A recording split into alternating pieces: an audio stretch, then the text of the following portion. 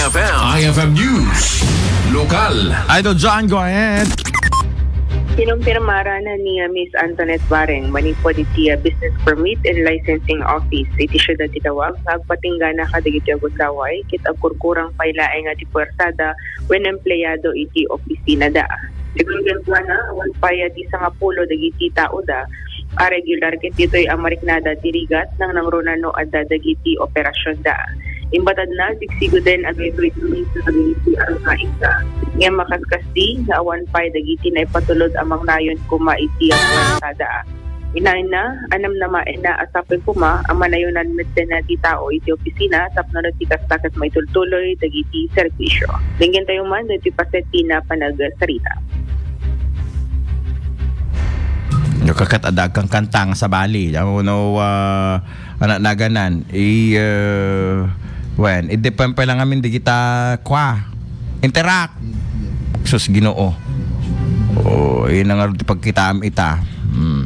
Kata dito ko nga i-play nga ro din for the meantime.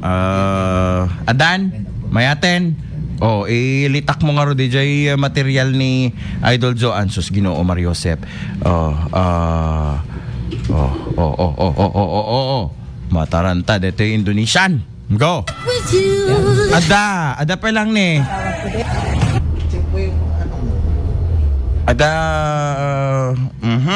Glenn. Nako.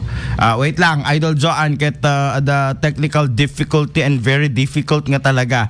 I-play mo man lang dito video na sakman timang play ti audio na to yen. Okay. So, lang nabayag ngayon daw tawag ko din. Tanto talaga marisnak na han ko kaya, han mi kaya talaga. Nabayagin nga idaw dawat ko nga talaga nga manayunan kam nga talaga. Sa talaga na may ipagpagakon nga han mi maubra amin na talagang ubra ito DPLO no kasi lang kabasik nga anani na empleyado kita pagbaring makita dan to nga pagbalinan net lang nga department dapat nga agbalin namin na department kumamit ito DPLO ta talaga ka makita nga isut may isa nga talaga nga makatulong with the income tissue that namin dito sa kumay. Ano lang personnel na natin? Luti lang regular kit almost aron sapay sa nga pulo namin. Dagiti kit detailed dalain COS kit nagrigat moment nga waen.